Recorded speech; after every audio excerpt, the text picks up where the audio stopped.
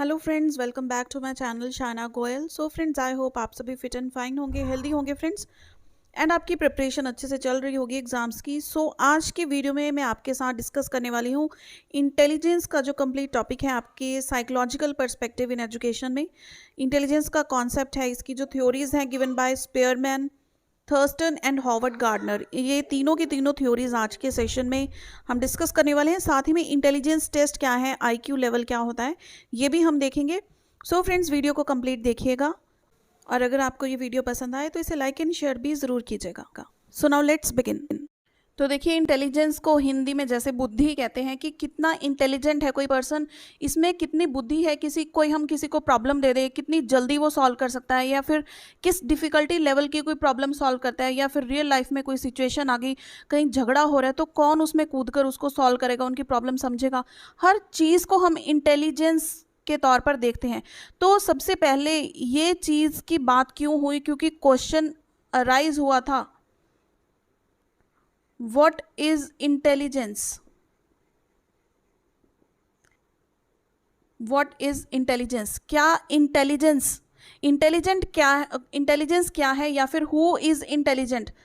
ठीक है, who is intelligent. क्या वो पर्सन इंटेलिजेंट है जिसको आपने कुछ भी लर्न करने के लिए दे दिया, उसने 10 पेज 20 पेज बड़े इजीली लर्न कर लिए और फिर एज इट इज़ आपको वर्ड टू वर्ड सुना दिए। ठीक है, क्या वो पर्सन इंटेलिजेंट है, या फिर वो इंटेलिजेंट है जिसने लर्निंग तो नहीं की लेकिन उसने कंसेप्ट समझ लिया, आपने जो चीज़ पूछी उसने प्रैक्टिकल वो चीज़ करके दिखा दी, वो इंटेलिजेंट है। तो ये बहुत सारे क्वेश्चंस रोटेट करते थे, तो इसीलिए इस चीज़ का जवाब देते हुए काफ़ी सारी थ्योरीज आई जिनको हम डिस्कस करेंगे। थ्योरीज छोटी छोटी हैं लेकिन काफ़ी सारी हैं।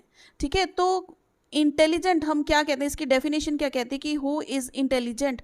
वो पर्सन इंटेलिजेंट है जिसमें क्या है, ability to solve problems.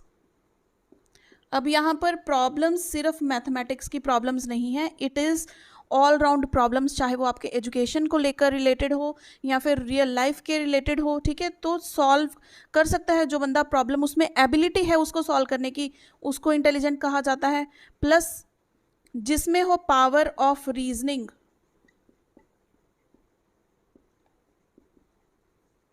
Reasoning means जो तर्क वितर्क करना जानता है, कोई सी चीज़ के पीछे क्या लॉजिक है इसका वो समझना जानता है। देन जो खुद को अडेप्ट कर पाए according to the environment, adapt to environment. देखिए, ये सारी चीज़ें क्या हैं, वो बंदा इंटेलिजेंट है जिसमें ये सारी चीज़ें हैं।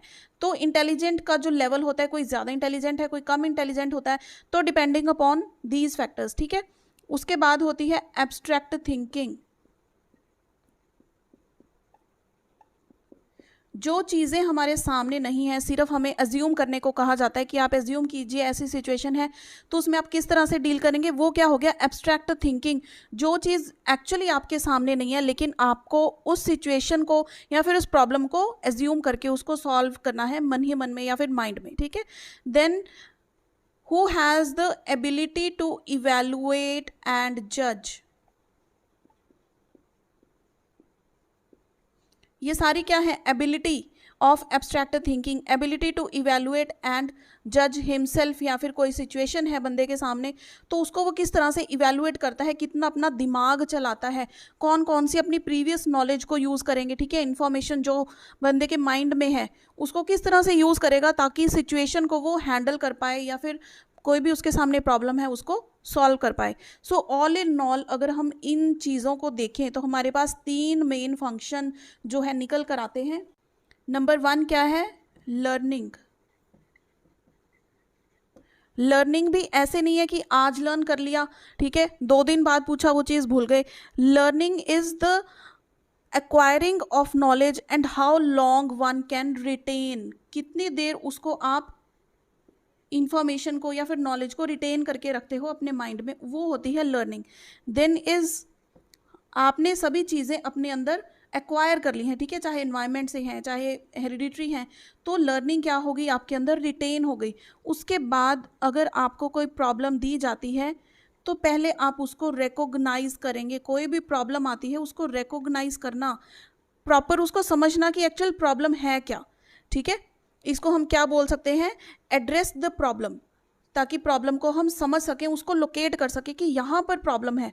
देन फाइनली अपनी नॉलेज को एंड अपने एक्सपीरियंस को यूज करके उस प्रॉब्लम को सॉल्व कर दे जो पर्सन, ठीक है, उसको हम क्या बोलेंगे, इंटेलिजेंट पर्सन।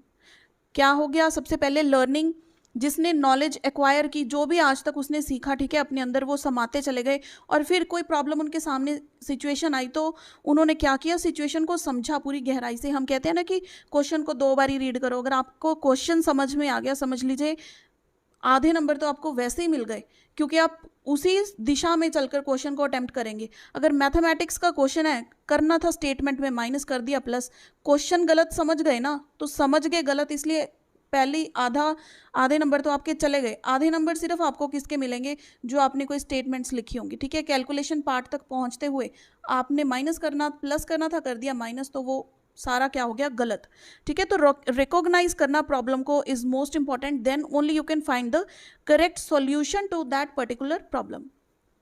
ये चीज समझ में आ गई, ये था बेसिक कंसेप्ट इंटेलिजेंस का। अब काफ़ी सारे जो साइकोलॉजिस्ट हैं उन्होंने काफ़ी सारी थ्योरीज दी अपना बताते हुए कि ये पर्सन इंटेलिजेंट है क्योंकि उसमें ये चीज़ होनी चाहिए, ठीक है। तो अब हम स्टार्ट करते हैं with the theory of, so as you can see here, 2-factor theory was given by Charles Spearman, और ये एक ब्रिटिशर थे, ठीक है। तो इन्होंने 2 फैक्टर्स दिए थे। 2 फैक्टर क्यों कहते हैं, कि इन्होंने बोला है कि जो इंटेलिजेंस है वो 2 फैक्टर्स में हम उसको देख सकते हैं। First is general factor, ji factor, ठीक है, इसको इस तरह से आता है, and another is S factor, that is specific factor. अब देखिए, जैसे हर पर्सन में जनरल एबिलिटी होती है और एक स्पेसिफिक एबिलिटी होती है, जिसको हम बोलते हैं कि ये उस चीज़ में ज़्यादा अच्छा है, तो उसमें वो एस फैक्टर उस चीज़ के रिलेटेड ज़्यादा होगा, ठीक है। तो देखिए जनरल फैक्टर क्या होता है, it is the general mental ability governed bye heredity, जो बंदे को विरासत में मिली है, हम कह सकते हैं कि हेरिडिटी से मिली है, बाय बर्थ है, उसमें उतनी इंटेलिजेंस वो बाय बर्थ है। लेकिन स्पेसिफिक फैक्टर क्या होता है, फॉर एग्जांपल कोई बच्चा मैथमेटिक्स में ज़्यादा अच्छा है, या फिर कोई इन फ्यूचर डांस में ज़्यादा अच्छा हो रहा है, तो ये S1 सपोज मैथ के लिए है, S2 डांस के लिए है, तो उस पर्सन का डिपेंड करता है स्पेसिफिक फैक्टर कौन सा ज़्यादा है, कौन सा कम है। समझ में आ गई ये बात। तो बेसिकल इंटेलिजेंस लेवल जो हमें एक बेस फॉर्म करता है, ये कहते हैं कि जी फैक्टर जो है बहुत इंपॉर्टेंट है, क्योंकि ये एक बेस फॉर्म करता है for all mental ability and capability. जो हम स्पेसिफिक फैक्टर में भी हमारी एबिलिटी है, उसका बेस क्या है, जी फैक्टर, जो जनरल एबिलिटी है एक पर्सन की, ठीक है। तो देखिए ये हेरिडिटी से गवर्नड है, यानी कि ये इनेट होती है, हम इसको एक्वायर नहीं करते हैं। जबकि जो एस फैक्टर है, ये क्या करते हैं, हम एक्वायर करते हैं, acquire from the environment, from the society, ठीक है, सोशलाइज होकर एक्वायर करते हैं या वॉट एवर। लेकिन जो जी फैक्टर होता है ये हेरिडिटी के साथ रिलेटेड है, तो ये है इनेट, और ये बेस फॉर्म करता है हमारे किसी भी मेंटल एबिलिटी का या फिर कैपेबिलिटीज का। इसको देखिए स्पीयरमैन ने कहा है कि ये मेंटल एनर्जी भी कहा जाता है इसको, जी फैक्टर को, ठीक है। तो ये देखिए डायरेक्टली प्रोपोर्शनल का साइन होता है, यानी कि अगर जनरल फैक्टर किसी भी इंडिविजुअल का ज़्यादा है तो वो उसका इंटेलिजेंस भी क्या होगी, ज़्यादा होगी। अगर उसका जी फैक्टर कम है तो उसकी जो इंटेलिजेंस है वो भी क्या होगी, कम होगी। यानी कि ये दोनों डायरेक्टली प्रोपोर्शनल हैं अकॉर्डिंग टू स्पीयरमैन, ठीक है। स्पेसिफिक फैक्टर की अगर हम बात करें तो ये इन्फ्लुएंस हेरिडिटी से नहीं होता, ये एनवायरनमेंट से, एजुकेशन से हम इस चीज़ को इम्प्रूव कर सकते हैं। यानी कि ये स्टैटिक नहीं है, ये डायनामिक है, बल्कि ये स्टैटिक है, क्योंकि जो बाय बर्थ बच्चे को मिल गए हेरिडिटरी फीचर्स वो चेंज तो नहीं होंगे ना, वो स्टैटिक है। लेकिन जो चीज़ हम एनवायरनमेंट से एक्वायर कर रहे हैं, एजुकेशन से हम उसको दिन ब दिन बेहतर करते जाते हैं, ट्रेनिंग ले लेते हैं हम और इम्प्रूव करते हैं, तो ये डायनामिक होता है स्पेसिफिक फैक्टर किसी भी चीज़ का। अब एक ही पर्सन में हो सकता है मैथमेटिक्स का फैक्टर जो है हाई हो और इंग्लिश का फैक्टर कम हो, और डांस का फैक्टर हाई हो, सिंगिंग का फैक्टर कम हो, किसी भी तरह का डिफरेंट होते हैं एस फैक्टर्स। सभी पर्सन्स में एस फैक्टर्स डिफरेंट हो सकते हैं, उनका जो लेवल है वो डिफरेंट हो सकता है, या फिर विद इन वन पर्सन एक पर्सन के खुद के जो एस फैक्टर्स हैं वो भी डिफरेंट हो सकते हैं। सो एक पर्सन में देखिए एक जी फैक्टर है तो उसके पास काफ़ी सारे एस फैक्टर्स होंगे। ये एस फैक्टर्स उसकी स्पेसिफिक एबिलिटी है किसी भी पर्टिकुलर टास्क को करने की, ठीक है, हम कहते हैं ना कि बच्चे का मैथमेटिक्स में इंटरेस्ट नहीं है क्योंकि उसके पास एस फैक्टर कम है मैथमेटिक्स का, उसको इस चीज़ की ज़्यादा ज़रूरत है एजुकेशन की या फिर ट्रेनिंग की।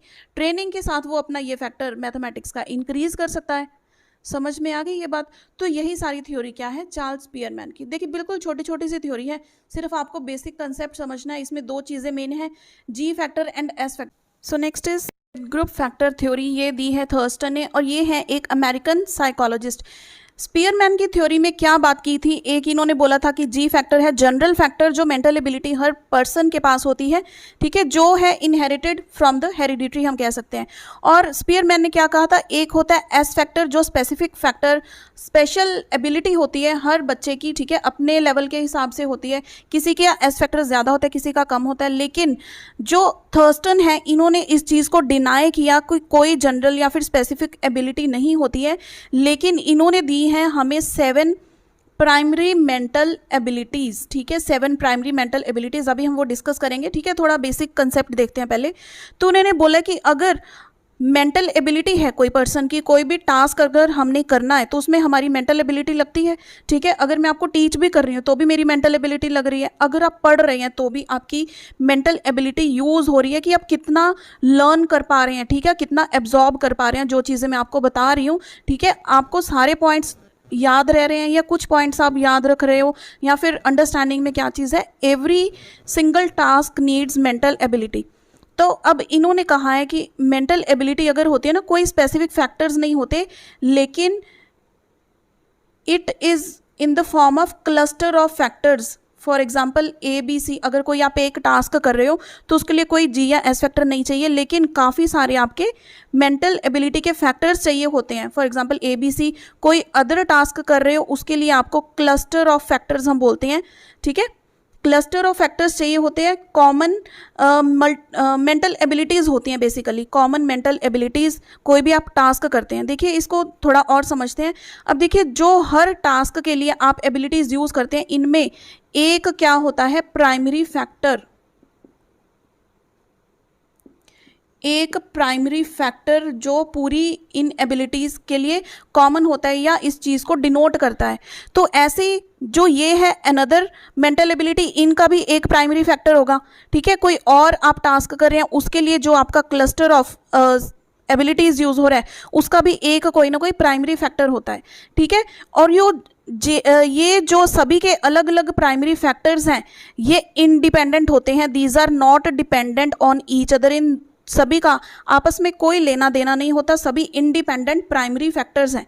इसका अपना प्राइमरी फैक्टर है, इस चीज़ का अपना है, ठीक है। तो डिपेंडिंग अपॉन द टास्क कि आप कौन सा टास्क यूज़ कर रहे हैं, वहाँ पे आपकी कौन कौन सी मेंटल एबिलिटी यूज़ हो रही है, तो उसका एक प्राइमरी फैक्टर होता है। और अनदर इम्पॉर्टेंट थिंग कि ये जो प्राइमरी फैक्टर्स होते हैं सभी ये इंडिपेंडेंट होते हैं, ये बहुत इंपॉर्टेंट वर्ड है। ये सभी प्राइमरी फैक्टर्स क्या होते हैं, इंडिपेंडेंट ऑफ ईच अदर, कोई लेना देना नहीं किसी के साथ, सिर्फ टास्क को देखकर वो प्राइमरी फैक्टर अपना फॉर्म में आता है। ये चीज़ क्लियर हो गई। अब जो इसकी 7 प्राइमरी मेंटल एबिलिटीज़ हैं हम वो देख लेते हैं। देखिए 7 PMA, 7 प्राइमरी मेंटल एबिलिटीज़, ये आपने याद रखनी है, किसने दी है, ये थर्स्टन ने, ठीक है। थर्स्टन ने क्या दी है, 7 प्राइमरी मेंटल एबिलिटीज़। तो नेम आपको याद रह जाएंगे, इसके बाद जब हम थॉर्नडाइक की करेंगे ना तो आपको कन्फ्यूजन नहीं होगी इसमें। तो अभी हम 7 इसके मेंटल एबिलिटीज़ देखते हैं। So here you can see the 7 primary mental abilities. हमने डिस्कस किया है ना कि हर जो क्लस्टर होता है उसमें एक एक प्राइमरी मेंटल एबिलिटी होती है, तो वो इन्हीं 7 में से कोई एक प्राइमरी मेंटल एबिलिटी होती है कोई भी टास्क करने के लिए। अब देखिए ये सभी इंडिपेंडेंट है एक दूसरे से, डिपेंडेंट नहीं है एक दूसरे पे, इन सभी का अपना मीनिंग है। Discussing this, so first is verbal mental ability. जैसे आपने रीजनिंग डेफिनेटली की होगी, अगर आप बीएड में भी आए हैं तो एंट्रेंस टेस्ट आपने दिया होगा। रीजनिंग मेंटल एबिलिटी में ना क्या होता है, वर्बल रीजनिंग होती है जहाँ पे आपको उसके वर्डिंग को समझना होता है, चाहे इंग्लिश है, हिंदी, पंजाबी, सभी लैंग्वेजेस का कॉम्प्रीहेंशन होता है ना, तो वहाँ पर उसके वर्ड्स को समझना, फिर दिए गए क्वेश्चंस को आंसर करना। तो क्वेश्चन वर्ड्स को समझने तक का जो लेवल होता है वो होता है वर्बल मेंटल एबिलिटी, कि आप वर्बली उस चीज़ को किस तरह अपने माइंड में एब्जॉर्ब कर रहे हैं, किस तरह आप समझ पा रहे हैं जो भी वर्ड्स आपको दिए हुए हैं, क्लियर हो गई ये चीज़। यहाँ पर है सिर्फ अपने माइंड में एब्जॉर्ब करने तक की बात। उसके बाद है वर्ड फ्लुएंसी। वर्ड फ्लुएंसी अब आपने यहाँ पर एब्जॉर्ब किया, ठीक है।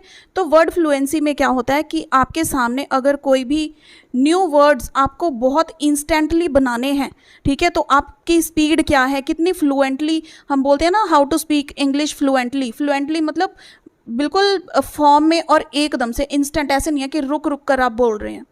तो वर्ड फ्लुएंसी भी ऐसी होता है। आपने एक गेम खेली होगी, एग्जांपल मैं आपको देती हूँ। एक तो होती है अंताक्षरी, जैसे हम खेलते हैं ना, हमें वर्ड दे दिया, स्टार्टिंग का वर्ड दे दिया या फिर एंडिंग का वर्ड दे दिया, तो हमने उससे झट से सॉन्ग सोच कर गाना होता है। तो वो क्या होगी, वर्ड फ्लुएंसी। आपको वर्ड दे दिया, आपने अलग अलग न्यू वर्ड्स फ्रेम करने हैं उससे, ताकि आप अंताक्षरी में उसका सॉन्ग गा पाएं। या फिर एक होती है कि नेम प्लेस एनिमल थिंग, अगर आप सभी ने खेली हो, बचपन में हम सभी खेलते थे। एक लेटर सपोज हमें एल दे दिया, तो एल से ही हमने नेम लिखना है, प्लेस लिखनी है, एनिमल एंड थिंग।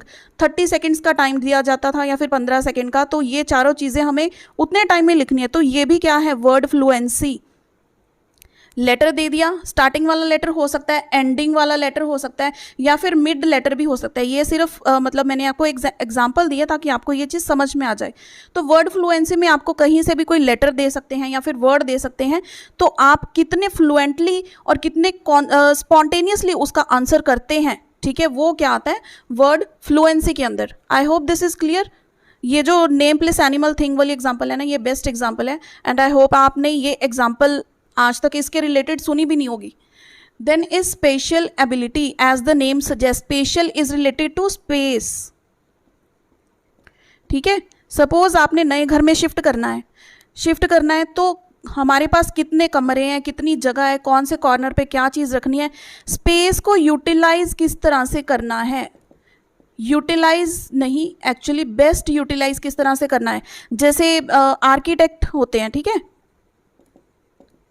जो बच्चे इस फील्ड में जाते हैं, आर्किटेक्ट होते हैं, उनके पास डिज़ाइन होता है, पूरी स्क्वायर में एरिया होता है ना, कि कितने स्क्वायर यार्ड में कितना एरिया है आपके पास, उसको कवर करना है। उसमें फिर हमने 2 रूम्स बनाने हैं, वॉशरूम बनाना है, पूजा रूम बनाना है, यहाँ पे पोर्च बनाना है गाड़ी के लिए, है ना, बैक एरिया छोड़ना है थोड़ा सा। तो ये सब डिज़ाइन स्पेस को देखकर आर्किटेक्चर बोलते हैं, इसको आर्किटेक्ट करते हैं।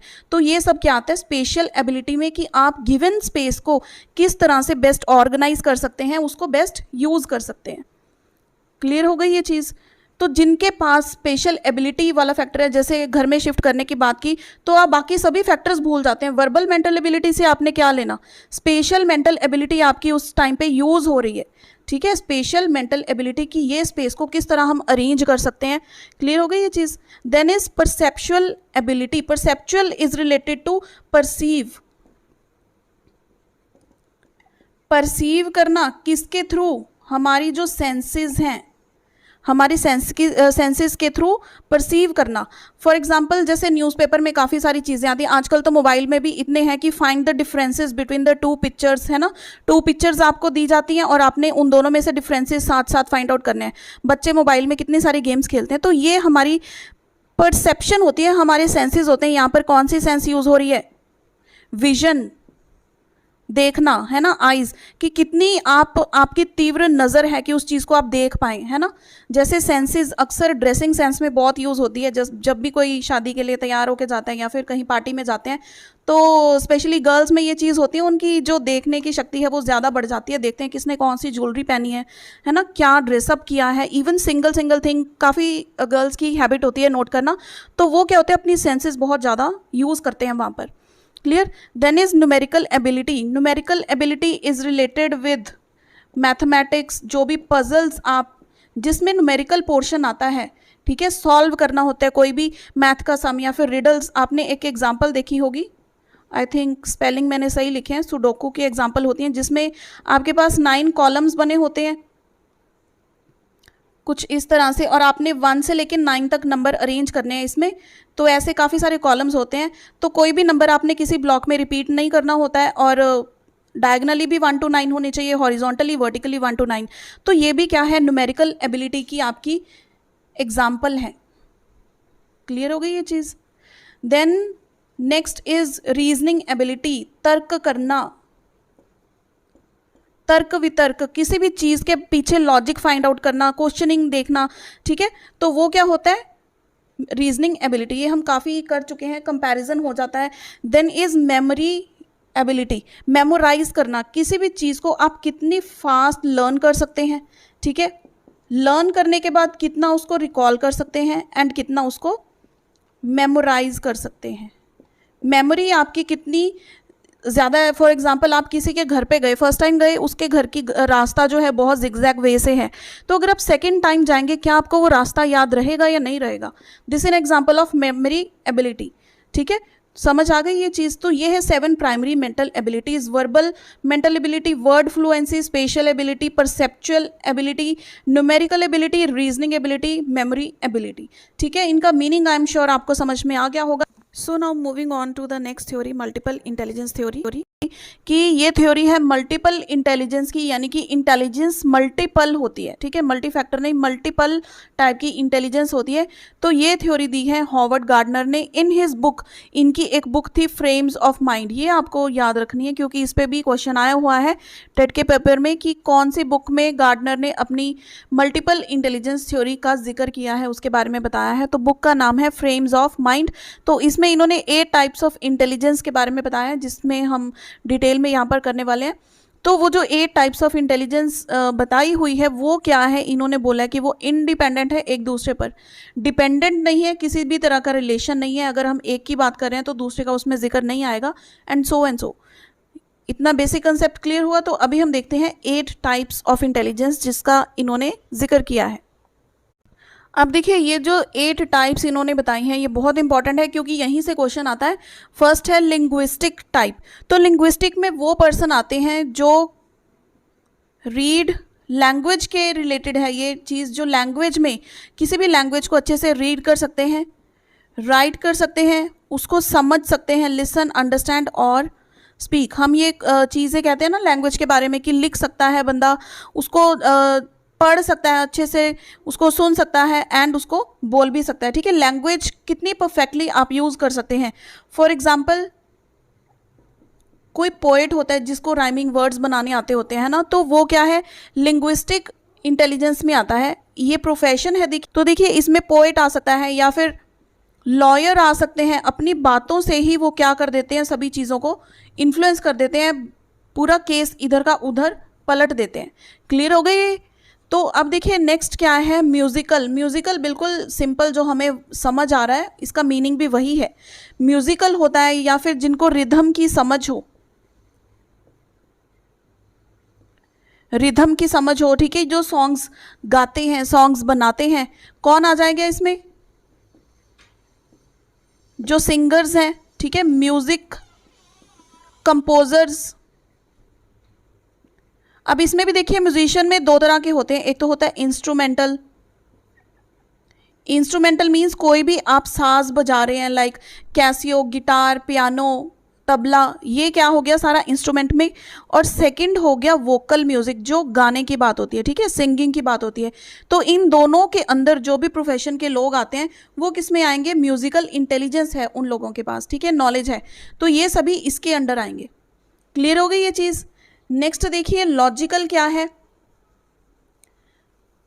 लॉजिकल है कि जो पर्सन्स को किसी भी चीज़ की कैलकुलेशन वो बहुत इजीली कर पाते हैं, लॉजिकल होता है उनका माइंड, ठीक है। हम कह सकते हैं कि कैलकुलेटिव माइंड या फिर साइंटिफिक वे ऑफ थिंकिंग होती है उनकी, साइंटिफिक थिंकिंग हो गई, ठीक है। तो ये सभी पर्सन्स किस में आते हैं, लॉजिकल में। तो इसका प्रोफेशन क्या हो जाएगा, लॉजिकल का प्रोफेशन होगा लाइक कोई भी आपके मैथमेटिक्स के टीचर हैं, ठीक है, कोई साइंटिस्ट है, वो किस में आएंगे, लॉजिकल में। Then is special. अब स्पेशल को हम बहुत डिटेल में पहले भी डिस्कस कर चुके हैं कि जिसको स्पेस की बहुत अच्छी जानकारी होती है कि इतनी जगह है उसको किस तरह से यूटिलाइज करना है, तो वो होता है स्पेशल में, ठीक है। सिंपल इसकी एग्जांपल हमने क्या की थी, आर्किटेक्ट का प्रोफेशन होता है, ठीक है, आर्किटेक्ट देन इसमें आएंगे पायलट भी, क्योंकि उनके पास देखिए मैप हो ना हो लेकिन वो एरिया को देखकर, जब वो पायलट चाहे एरोप्लेन के हों या शिप के हों, ठीक है, किसी भी चीज़ के पायलट हो, तो वो क्या जगह को देखकर अपनी पार्किंग करते हैं व्हीकल की, ठीक है, तो वो क्या हो गए पायलट। प्रोफेशन समझ आ गया। स्पेशल में इसमें क्या होती है, बेसिकली 3D व्यूइंग होती है। 3D व्यूइंग होती है कि हम किसी स्पेस को किस तरह से यूज कर सकते हैं। इसमें आर्टिस्ट आ जाते हैं, डिजाइनर आ जाएंगे, ठीक है, आर्किटेक्ट एंड पायलट। ये चीज समझ में आ गई स्पेशल में। Then is bodily kinaesthetic. अब काइनेस्थेटिक मीन्स जो खुद से करने की बात होती है। खुद से करने की बात किसके साथ, दैट इज बॉडीली, यानी कि जो अपनी बॉडी से काम लेते हैं, जिसके पास इस तरह की इंटेलिजेंस होती है। कौन आएंगे इसमें, बताइए एग्जाम्पल मुझे। एथलेटिक्स होते हैं जो, एथलेटिक्स, ठीक है, इसमें आ जाएंगे डांसर्स, क्योंकि वो पूरी बॉडी उनकी यूज होती है जब वो डांस करते हैं, डांस की उनको अच्छे से समझ है।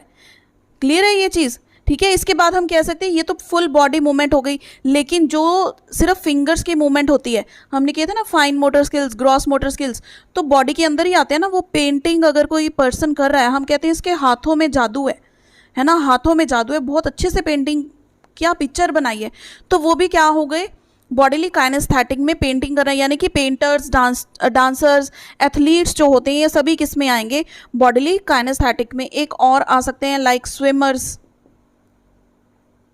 तो इस तरह आपको खुद एग्जाम्पल्स आप बना सकते हैं। इसके अलावा कोई एग्जाम्पल हो तो मुझे आप कमेंट करके बॉडीली काइनेस्थेटिक के सामने वो एग्जाम्पल लिखकर बताइए जो हमने इसमें छोड़ दी है, ठीक है। Next is intrapersonal.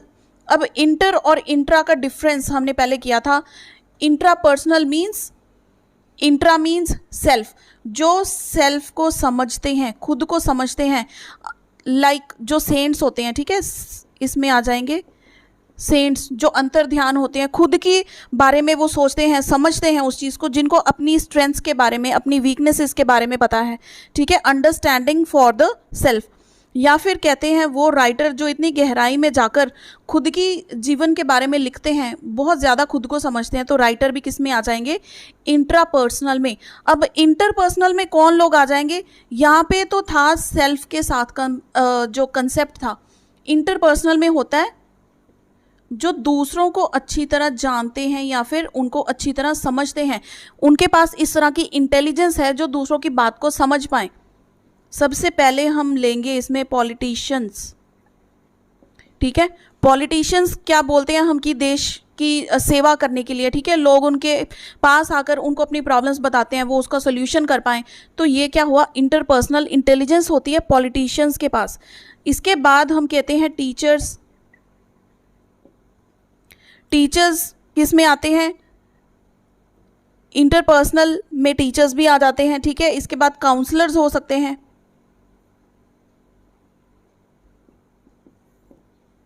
अब इसमें लॉजिकल में हमने किया था ना टीचर्स, वो मैथमेटिक्स टीचर थे, क्योंकि वो लॉजिक फॉर्म करते हैं चीज़ों को, कैलकुलेटिव माइंड होता है उनका, साइंटिफिक माइंड होता है, ठीक है। ये चीज़ क्लियर हो गई इंटरपर्सनल में।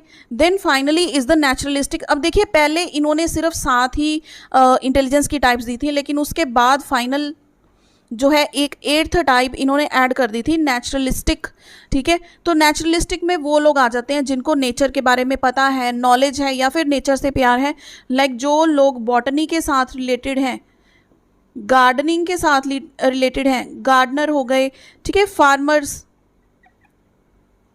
ये सभी किस में आते हैं, नेचुरलिस्टिक में। नेचुरलिस्टिक इंटेलिजेंस होती है इनके पास। तो ये आपको बेसिकली इसमें क्वेश्चन फ्रेम 90% चांसेस क्या होते हैं, इसमें से क्वेश्चन आएगा, आपको प्रोफेशन दिया जाएगा और आपसे पूछा जाएगा कि ये किस टाइप ऑफ इंटेलिजेंस के अंडर आता है।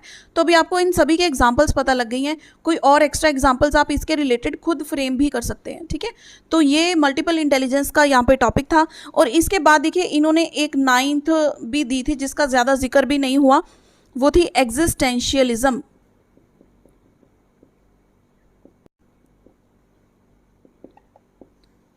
मतलब किसी चीज़ के होने का एहसास होना आपको, ठीक है, कि हम क्या हैं, इस तरह के क्वेश्चन पूछ ले, हम यहाँ पर धरती पर कैसे आए, हमारा वजूद क्या है हम, या फिर बिलीव इन जो भी हम अंधविश्वास की बातें करते हैं, ब्लैक मैजिक और समथिंग, ठीक है, कोई बिल्ली रास्ता काट गई उसमें बिलीव करना, या फिर कोई भी ऐसे अंधविश्वास की जो बातें होती हैं उसमें बिलीव करना या फिर ना बिलीव करना, वो क्या होता है, एग्जिस्टेंशियलिज्म।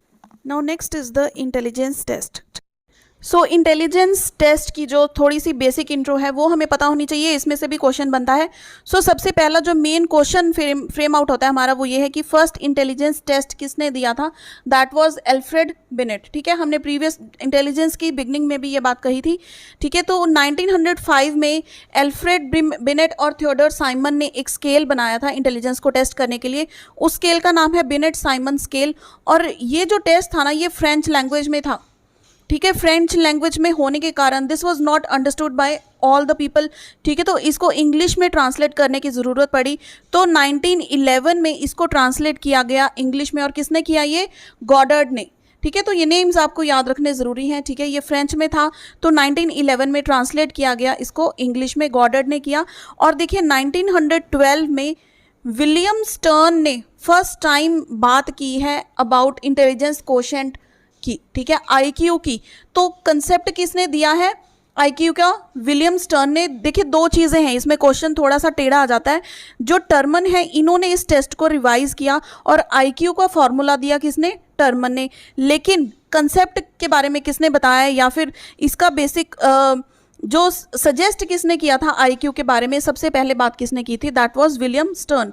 लेकिन इन्होंने क्या किया, उस टेस्ट को रिवाइज कर दिया 1916 में लुइस टर्मन ने इन स्टैनफोर्ड यूनिवर्सिटी। इसलिए उस टेस्ट का नाम क्या पड़ गया, स्टैनफोर्ड बिनेट टेस्ट। बिनेट क्यों, क्योंकि यहीं से तो बात शुरू हुई थी बिनेट साइमन स्केल से, जिन्होंने इंटेलिजेंस टेस्ट को मेजर करने के लिए एक स्केल बनाया था, ठीक है। इसलिए स्टैनफोर्ड यूनिवर्सिटी में टर्मन ने ये टेस्ट को रिवाइज किया, तो स्टैनफोर्ड बिनेट टेस्ट इसका नाम पड़ गया। और टर्मन ने आईक्यू निकालने का एक फॉर्मूला दिया है, जिसके बेसिस पर कंप्लीट वो टेस्ट है, ठीक है, जो न्यूमेरिकल टाइप क्वेश्चंस आते हैं। Now we will look over that.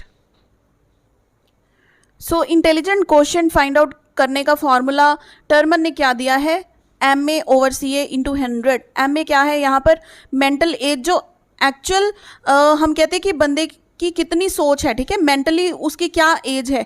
Chronological age क्या होती है, CA, जो पर्सन की एक्चुअल एज है, कितने साल के हमसे पूछते हैं ना, वो आंसर क्या है, क्रोनोलॉजिकल एज आपकी क्या है, ठीक है। मेंटल एज की आपका दिमाग कितना ज़्यादा है, हम कहते हैं ना कि ये तो बच्चा 5 साल का है कितना एक्टिव, 7th क्लास के क्वेश्चंस, या फिर 7 साल का बच्चा जो काम करता है वो कर पा रहा है, तो उसकी मेंटल एज ज़्यादा हो गई। यहाँ से इस चीज़ से IQ लेवल से क्या जज करते हैं कि बच्चे की जो इंटेलिजेंस है वो किस तरह का है, क्या वो गिफ्टेड स्टूडेंट है, सुपीरियर है, एवरेज है, ठीक है, डल है, या फिर इडियट है, व्हाट्सएवर, वो हम एक चार्ट के थ्रू यहाँ पर चेक करते हैं। तो ये फॉर्मूला आपको समझ में आ गया, इसके रिलेटेड हम 1-2 क्वेश्चंस भी करेंगे यहाँ पर। आप ये चार्ट यहाँ पर देख सकते हैं, यहाँ पर IQ गिवन है, अगर 140 से अबव है तो उसको क्या कहते हैं, हम गिफ्टेड स्टूडेंट्स होते हैं। तो पहले हम इसका जो फॉर्मूला है IQ का वो लिख लेते हैं। IQ is equal to mental age divided by chronological age multiply by 100। देखिए पेपर में भी इसी तरह से क्वेश्चन आएगा, मेंटल एज दी होगी, क्रोनोलॉजिकल एज दी होगी, और IQ हमने फाइंड आउट करना है। अगर IQ 140 से अबव आता है तो इट मीन्स वो गिफ्टेड या जीनियस स्टूडेंट्स हैं, ठीक है। तो ये सारी कैटेगराइज हमने किया हुआ है, उसी के अकॉर्डिंग जो है टाइप्स लिखी हुई हैं यहाँ पर। और ये देखिए एक इम्पॉर्टेंट चीज़ होती है, इसमें बेस लाइन माना गया है 100 को।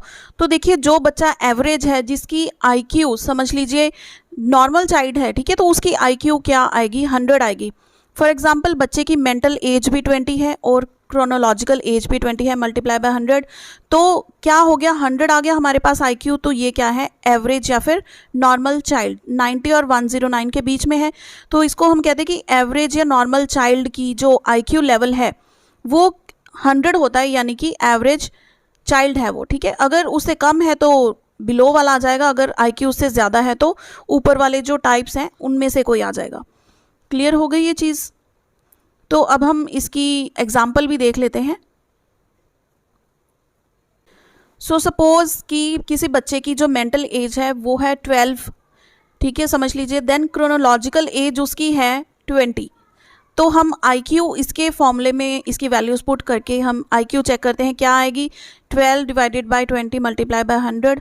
तो ये हमारे पास आ गया है 60। IQ 60 अब देखिए किसके अंडर फॉल करती है, दैट इज फीबल माइंडेड या फिर मोरॉन। ठीक है, तो ये हम वैल्यू से कंक्लूड करेंगे कि किस टाइप का वो स्टूडेंट है। अब देखिए 3 चीज़ें इसमें मेन है, एक तो बिल्कुल बॉटम वाली 0 से 24, then 140 and above, and then the middle one average and normal.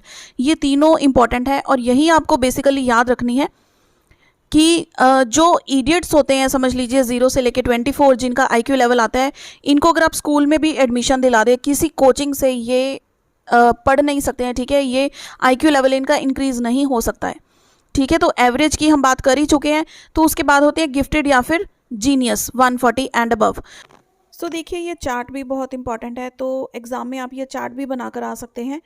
और यहाँ पर हमारा आज का ये सेशन इंटेलिजेंस का ये भी होता है कंप्लीट। सो फ्रेंड्स, आने वाले सेशंस में और इम्पॉर्टेंट टॉपिक्स हम डिस्कस करेंगे, तो चैनल पर बने रहें। और वीडियो हेल्पफुल रही हो इसे लाइक एंड शेयर ज़रूर कीजिएगा। See in the next session, till then keep watching friends.